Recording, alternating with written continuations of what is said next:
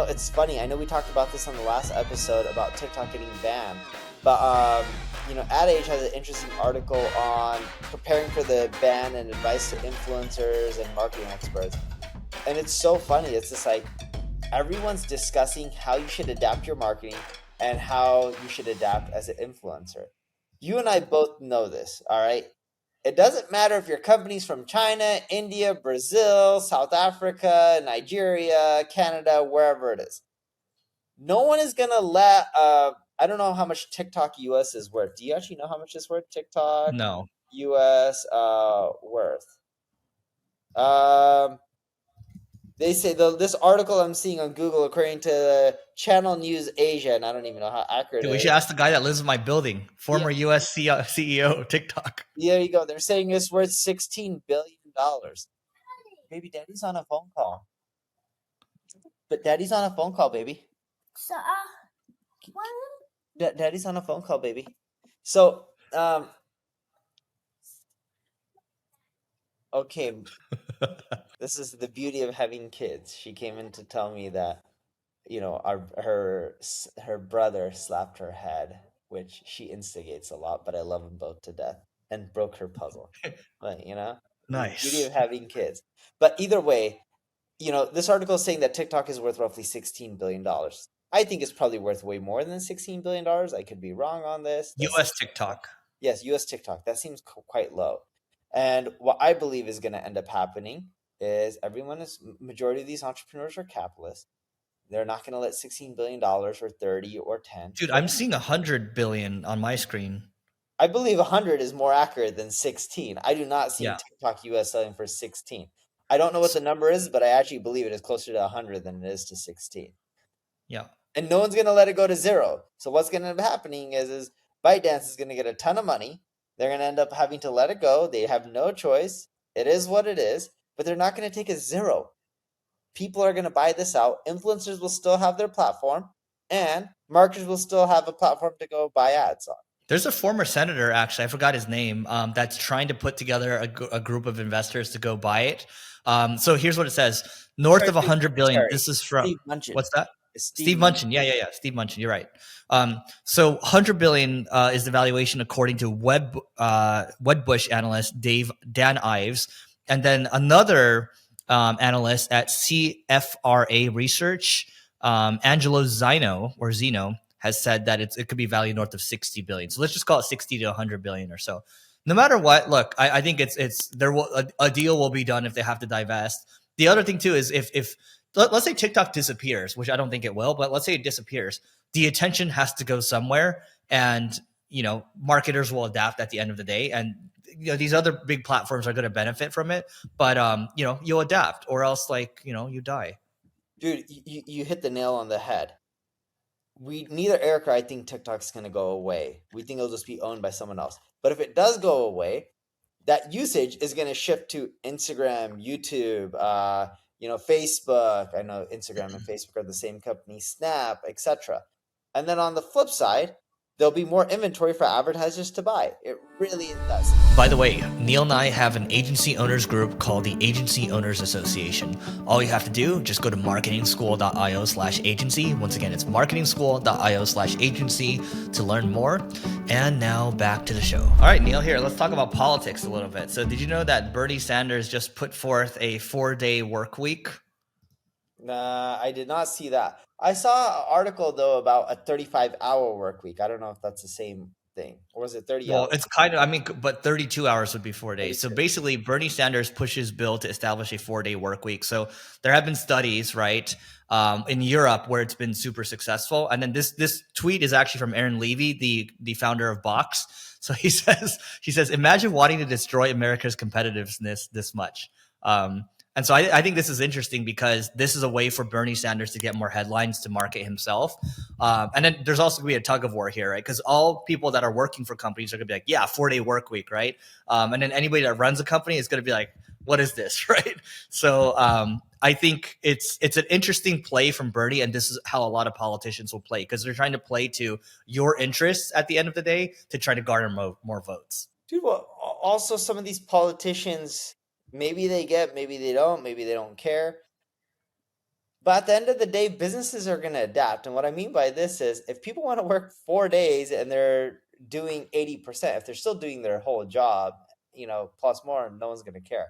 But let's say they start doing 80%.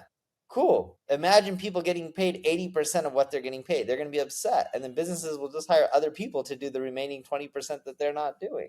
Because a business doesn't just magically make more money from this, it'll end up crushing a lot of them. With most companies, their biggest expense is payroll expenses. It's labor. Look, at the end of the day, the phrase I keep using, and this is from this guy, Thomas Sowell. I actually have one of his books over here. Thomas Sowell, or African American economist, which is funny because the title of the book is Social Justice Fallacies. So anyway, Thomas Sowell likes to say that there are no trade-offs, only solutions. And so if you are going to ask for less working hours, what's going to happen is there's going to be trade-offs. That means probably people cut to their payroll to 80%, or you get paid 20% less, right? And so, there's a lot of angles here. We can talk about the actual problem itself, but I just think it's interesting that, Elizabeth Warren would be like, oh, no crypto, ban crypto, right? And then, Bernie, stands on this 4-day work week stuff. I think it's, at the end of the day, if you want to stand out, whatever campaign that you're running, you have to think about something that can hook people in. And this is certainly something that has the potential to hook people in. This is why a lot of people like Bernie Sanders. Dude, you know what I think they needed to do politically? And I don't know if anyone's ever proposed this. They should, A, put a term limit on on all these politicians, whether they're good or bad. And B, they should have some sort of age limit. I'm not saying that you're not smart or successful if you're older. There's a lot of people who are older than me that know much more than me. But what's happening is some of these people aren't taking the time and don't understand technology or what's happening in the world. And they're just making assumptions. Like, do you remember back in the day when Mark Zuckerberg got called up to the Senate and they were talking about like Facebook and all this stuff and like knowing what you do? And he's like, it's like, what do you guys do? Yeah, and he's just like, Senator, that's not how Facebook works. If you're not, well, no. He's like, Senator, we run ads. Yes, but it's just like they didn't even know half the stuff about Facebook and how it works, and it's like, oh, cool, we're paying these elected politicians, and oh, by the way, they're doing this meeting, and they didn't take the time to actually have someone log into their Facebook account and check how it works. Yeah, look, we're in an election year, right? I know not everybody listening is in the United States, but I think this is the year where like it's going to be the most amount of kind of change happening. Like everyone's voting around the world, right? Everyone has their incentives at the end of the day. But again, like what is the Charlie Munger phrase? And Charlie Munger, I think, is over here. The phrase from Charlie Munger is show me the incentive and I'll show you the outcome, right? You can't give absolute power because absolute power corrupts. Now, look, speaking about social justice, I actually have this tweet over here that I want to share, and I'm actually glad I can share my screen today. Check this out, Neil. So here, I'm just going to click on this. What can you explain what you're seeing on the screen? Okay, so I'm seeing a commercial, or it's an end cap at a supermarket. It has a lot of Advil in there. And the text reads, a recent study Advil found 3 in 4 Black people suffering from pain believe there is a bias in how pain is treated. And then it goes underneath and it says pain equity occurs when everyone can reach their full health potential. Then the next end cap reads, we can commit to inspire change by, does it say elevating stories and providing education. My eyes aren't good. Read the last one for me. Together, we will address pain bias at the source. And then you can see on the right side below each Advil box, it says the Advil Pain Equity Project, believe pain.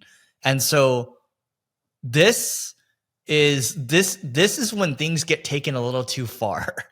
When we talk about, go ahead, Neil. You look like you want to say something. Dude, if I'm Indian, I'm not Black. If I was Black, I would be pissed about this. In general, I'm like irritated about this. It's just like they're using someone's race to try to benefit. Yeah, you're taking advantage. It's basically people are trying to take advantage. Like these companies are trying to take advantage of woke ideology, right? And they're trying to like rile people up. Like this pain stuff has nothing to do with race. At the end, like we all feel pain, dude. Like what are you talking about? And it's like what's going to happen is once people start to call this out, they're like, oh my God. It's because, everyone was like pushing this woke ideology on corporations, and we had to abide by that. So then they'll just blame it right back on other people. But they're just trying to use this to garner a profit, and it's going to backfire on them. Yeah, and I feel like it's putting down a race and just using it to their advantage. That's not cool. Yeah, you're taking advantage of a race or perceived systemic racism, which I'm not saying there isn't racism, but you're taking advantage of that to try to make a profit. Like, that's disgusting, right? Totally agree. I don't know who's doing these marketing campaigns, but I would have fired that person. This message is brought to you by Leveling Up Founders. And Leveling Up Founders is an invite-only event for founders. It happens once a year, usually during August. And past attendees include people such as Ali Abdaal, Cody Sanchez, Neil Patel, Vanessa Lau, and the list goes on and on. And ultimately, it comes down to the quality of the group of the people. We tried to keep the group high caliber. That's why it's invite only. So if you are a founder at the top of your game, you can go to levelingup.com/founders to learn more about it. And then you can apply, and we'll see you on the other side. Do you want to know, by the way, so obviously there's a big Google update recently, and it really torched a lot of AI websites. But which, if you had to guess, there's one company that tremendously benefited from this update. What company would you say that is? I don't know. It's an ironic answer. I'll give you a hint. Oh, go for it. Well, if you had to guess, if I say it's ironic answer, who do you think it would be? Random guess. I don't know. I would have said Wikipedia, but I don't think it's Wikipedia. No. Google. So Google benefited from Google's update. Check this out. So this guy, Keywordian Ian, says this. Check this out. So on the screen, it says, this is google.com/travel/hotel. So this is their hotel section. Oh, look, all of a sudden this update happens. They move up and to the right. How is this happening? The organic traffic, according to Ahrefs, this is probably not as accurate, but monthly, let's say it's 499K, but it also shows that the traffic jumped by about 40% or so, or 50%. And so it's like, this is just organic traffic, though. This is not total traffic, correct? This is just organic traffic for this section, the travel hotel section on google.com. Yeah. No, dude, it's so funny. It's just like, if you're a Google or YouTube, you think they're going to hit their own sites with penalties or, decrease in traffic. I doubt that. No, and like, again, show me the incentive and I'll show you the outcome. Like, of course they're going to favor themselves, right? It's like they're just like Apple is going to charge a 30% tax to like put apps on their app store. Like, of course they're going to do that. And then like people are going to complain it's so unfair, blah, blah, blah. But like at the end of the day, this is kind of how business works. Yep. Well, cool. That's it for today's episode. Make sure you go to marketingschool.io/agency to meet up with Eric and I at our next event.